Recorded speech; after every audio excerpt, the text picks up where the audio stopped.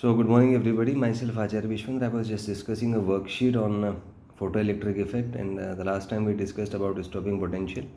तो उसमें कॉन्सेप्ट आया था कि stopping potential is KE max upon ई।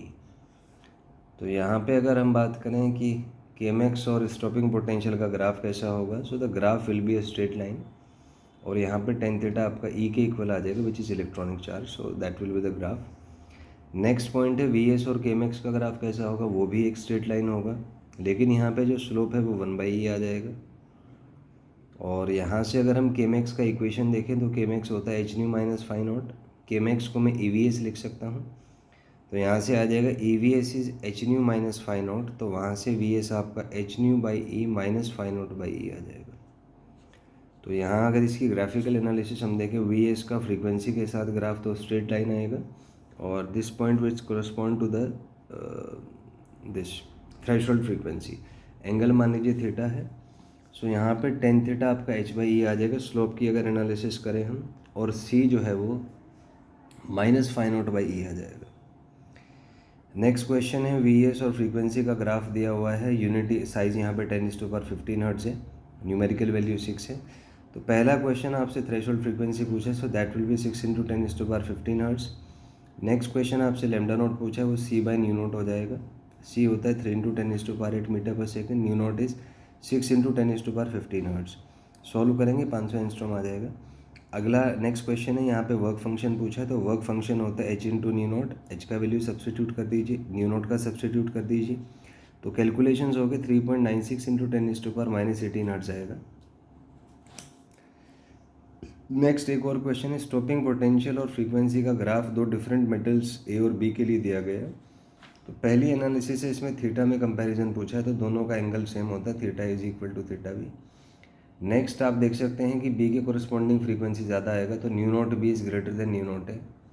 इसी का मतलब है कि लेमडा नोट बी का कम आएगा लेमडा नोट ए से, और जिसका फ्रीक्वेंसी ज़्यादा उसका वर्क फंक्शन भी ज़्यादा, सो डी ऑप्शन भी यहाँ पे करेक्ट हो जाएगा। नेक्स्ट है, अगर वी एस और 1/λ का ग्राफ देखें तो वो भी एक स्ट्रेट लाइन आएगा और V S will be H C by E lambda minus phi naught by E हो जाएगा यहाँ से।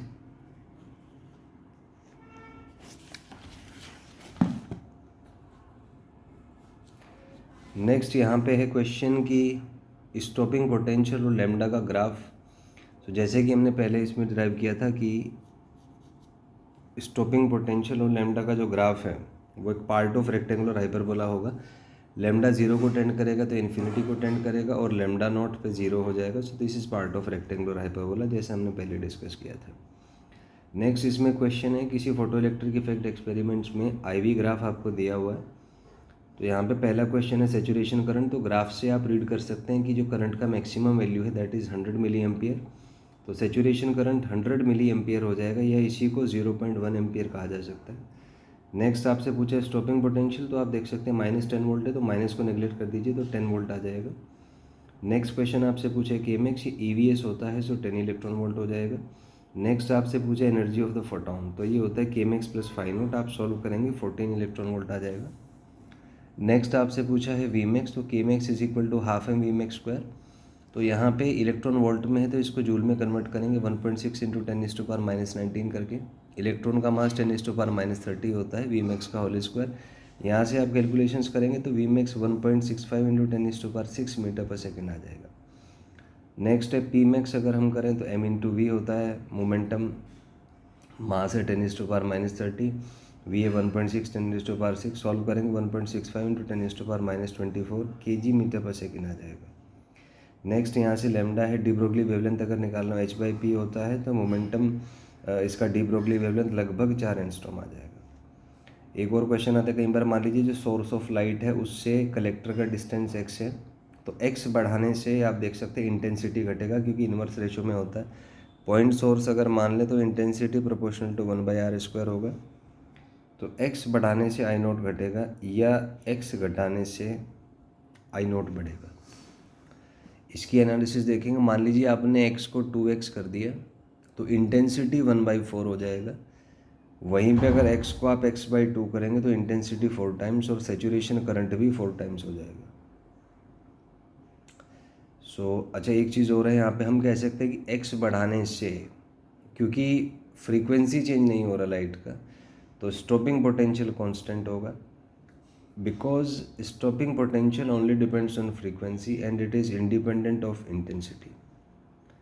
वहीं पे x घटा दीजिए अगर, तो भी स्टॉपिंग पोटेंशियल कांस्टेंट रहेगा, because it is independent of the intensity और the distance between source and the emitter.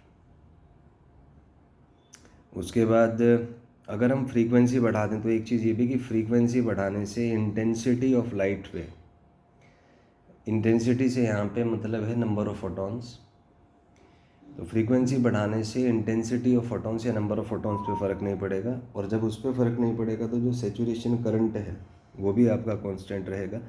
Frequency घटाने से भी इंटेंसिटी पे कोई फ़र्क नहीं पड़ेगा तो वो कांस्टेंट रहेगा। वहीं पे अगर फ्रीक्वेंसी बढ़ाएंगे तो स्टॉपिंग पोटेंशियल बढ़ेगा और फ्रीक्वेंसी घटाएंगे तो स्टॉपिंग पोटेंशियल घटेगा। तो ये इसके कुछ एनालिसिस थे। आइए एक और इस पर एनालिसिस देखते हैं। मान लीजिए एक ये क्वेश्चन दिया हुआ है आपको, IV ग्राफ दिया हुआ है 3 डिफरेंट केसेस में, तो आप देख सकते हैं कि A के कोरिस्पॉन्डिंग सेचुरेशन करंट सबसे ज़्यादा है, तो A के कोरिस्पॉन्डिंग इंटेंसिटी भी सबसे ज़्यादा होगा, पॉइंट नंबर 1। पॉइंट नंबर 2, आप देख सकते हैं तीनों केसेस में स्टॉपिंग पोटेंशियल सेम है, तो ये तो ग्राफ से आप एनालिसिस कर लेंगे। और अगर स्टॉपिंग पोटेंशियल सेम है तो तीनों के कोरिस्पॉन्डिंग फ्रीक्वेंसी भी सेम होगा। नेक्स्ट है यहाँ पे आपका इंटेंसिटी ऑफ IV ग्राफ दिया हुआ है, तो आप देख सकते हैं कि ये जो C ग्राफ है इसके कोरिस्पॉन्डिंग इंटेंसिटी सबसे ज़्यादा है, जबकि A और B के कोरिस्पॉन्डिंग इंटेंसिटी सेम है तो फर्स्ट आ जाएगा। जबकि स्टॉपिंग पोटेंशियल C का सबसे ज़्यादा है, तो हम कह सकते हैं कि C का फ्रीक्वेंसी ज़्यादा होगा A से, वो ज़्यादा होगा B से, और जिसका स्टॉपिंग पोटेंशियल फ्रीक्वेंसी ज़्यादा उसका स्टॉपिंग पोटेंशियल भी ज़्यादा होगा। तो ये एनालिसिस हम इस ग्राफ से देख सकते हैं। तो ये कुछ केसेस मैंने आपसे डिस्कस किए रिगार्डिंग फोटो इलेक्ट्रिक इफेक्ट, और ये जो वर्कशीट वाला कॉन्सेप्ट है ऑप्टिमल फिजिक्स का, इसका पर्पज़ है कि किसी पार्टिकुलर टॉपिक के किसी पार्टिकुलर सब टॉपिक से रिलेटेड जितने भी फंडामेंटल कॉन्सेप्ट्स, फंडामेंटल उसके फॉर्मूले आप कह सकते हैं, जो उसके बेसिक्स हैं, वो बेसिक्स के डिफरेंट परम्यूटेशन कॉम्बिनेशंस में आपको क्वेश्चंस कराए जाएँ, ताकि आप जो न्यूरल सिस्टम है, जो माइंड ब्रेन सिस्टम है, वो डेवलप होना स्टार्ट हो, और आप जो कॉम्प्लेक्स क्वेश्चन है, जो मल्टीपल कॉन्सेप्चुअल क्वेश्चंस हैं, उसको बनाने का जो एक बेसिक मैकेनिज़्म है वो आपको पता हो। एक्चुअली थिंग इज़ कि कोई भी कॉम्पिटिटिव एग्ज़ाम आपके माइंड ब्रेन सिस्टम की टेस्टिंग करता है कि आपका माइंड ब्रेन सिस्टम किसी कॉम्प्लेक्स टास्क को कैसे एग्जीक्यूट करता है और क्या आप आंसर तक पहुंच पाते हैं।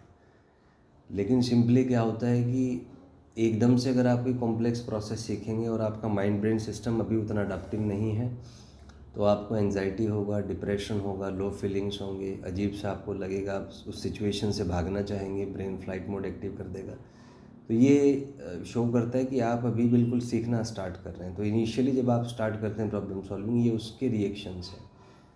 लेकिन जैसे जैसे आप फोकस करते हैं, आप फ्लाइट मोड से धीरे धीरे धीरे बाहर निकलना स्टार्ट करते हैं, तो एक जो एंजाइटी लूप में आप फंस जाते हैं, जिसमें आपको जल्दबाजी होती है, बेचैनी होती है, you feel low vibrations, heart beat बढ़ जाता है, BP ऊपर नीचे हो जाता है, अजीब सा आपको लगता है, तो वो एंजाइटी लूप में आपका माइंड ब्रेन सिस्टम फंस जाता है। तो ये स्टार्टिंग के रिएक्शंस हैं। जब भी कोई प्रॉब्लम आएगी तो माइंड ब्रेन ऐसे ही रिएक्ट करेगा। सो दैट इज़ सिम्पटम कि आपके ब्रेन ने फ्लाइट मोड एक्टिव कर दिया। लेकिन इससे बाहर निकलने के लिए आपको फ्लाइट मोड को डोमिनेट करना पड़ेगा, and you will enter to fight mode. लड़ना पड़ेगा आपको अपने खुद के ब्रेन से, जिससे कि वो जो रिएक्शंस हो रहे हैं आपके अंदर, वो रिएक्शंस मैनेज हो जाएं। तो शुरू में ये बहुत मुश्किल लगेगा आपको, लेकिन अगर आप धीरे धीरे धीरे ऑब्ज़र्व करें तो एक सर्टेन टाइम के बाद आप इस एंजाइटी लूप से बाहर निकलना सीख जाएंगे, and then you will be able to perform better, और आपके क्वेश्चंस अच्छे से बन पाएंगे। तो ये जो ऑप्टिमल फिजिक्स का वर्कशीट वाला कॉन्सेप्ट है, इसमें इसलिए हम नंबर ऑफ़ क्वेश्चंस आपको देते हैं ताकि आपकी एक मेंटल प्रैक्टिस हो जाए कि वो जो एंजाइटी लूप आपके अंदर क्रिएट हो जाता है, जो पैनिक लूप क्रिएट हो जाता है, उस लूप से आप बाहर कैसे निकलें। क्योंकि इसका और कोई ट्रिक नहीं है, कोई थ्योरी नहीं है, इसको थ्योरी से आप नहीं सीख सकते। ये तो आप नंबर ऑफ़ क्वेश्चन जब अटैम्प्ट करेंगे और अपने अंदर के जो रिएक्शंस है जब उसको मैनेज करना आप सीख लेंगे, तभी आप उस एंजाइटी लूप से बाहर आ पाएंगे और तभी आप स्कोरिंग कर पाएंगे। थिंग इज़ कि जो मेरा ऑब्जर्वेशन है, most of the students suffer from anxiety attacks when they solve a particular question asked in JEE and NEET। And वो क्वेश्चन प्रॉब्लम पे काम करने के बजाय उस एंजाइटी लूप में ही उलझे रहते हैं, जिसमें वो जल्दबाजी करेंगे, सोच नहीं पाएंगे ठीक से, कॉन्सेप्ट को एक्सट्रैक्ट नहीं कर पाएंगे, सिचुएशन को एनालाइज नहीं कर पाते और अल्टीमेटली आंसर तक नहीं पहुंच पाते।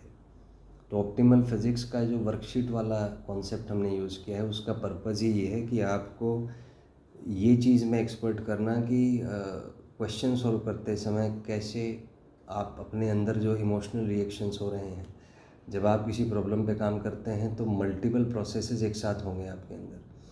आपको इन्फॉर्मेशन फेचिंग की ज़रूरत पड़ेगी, मेमोरी भी आपका काम करेगा, एनालिसिस भी काम करेगा, विजुअलाइजेशन भी काम करेगा। तो multiple parts of the brain mind are involve in problem solving and it's a very complex process. और अगर वो कॉम्प्लेक्स प्रोसेस का बेसिक मैकेनिज़्म आपका क्लियर नहीं है, आपकी थिंकिंग प्रोसेस, आपके माइंड ब्रेन एल्गोरिथम्स का अगर वो बेसिक सा मैकेनिज़्म जो क्वेश्चन सॉल्व करने के लिए इम्पोर्टेंट है, अगर वो आपका बना हुआ नहीं है तो आप निश्चित रूप से ही एंजाइटी लूप में जाएंगे। और जब तक वो पैटर्न्स आपके अंदर डेवलप नहीं होते कि क्वेश्चन देखते ही उसमें कैसे अटेम्प्ट करना है, कैसे जो डिफरेंट प्रोसेसेस आपके ब्रेन में हो रहे होते हैं, जैसे इन्फॉर्मेशन फेचिंग, फिर उसकी एनालिसिस, फिर विजुअलाइजेशन इफ़ नीडेड, तो ये जो जितने बहुत सारे प्रोसेसेस जो आपके अंदर होंगे उन सबको सीक्वेंशियली कैसे एग्जीक्यूट करना है विदाउट गोइंग इनटू एंजाइटी। तो ये सब चीज़ें आप एक्सपेरिमेंट करके ही सीख सकते हैं, प्रैक्टिस से ही सीख सकते हैं। तो इसीलिए हमने वर्कशीट का कॉन्सेप्ट रखा है ताकि नंबर ऑफ़ क्वेश्चंस आपको दिए जाएं, तो धीरे धीरे जिससे आप एक जो माइंड ब्रेन सिस्टम की जो वर्किंग है उसको समझें और अपने जो एग्ज़ाम की आप तैयारी कर रहे हैं उसमें अच्छा परफॉर्मेंस दे पाएँ। If you have any doubt you can ask in the comment section. Thank you and have a nice day.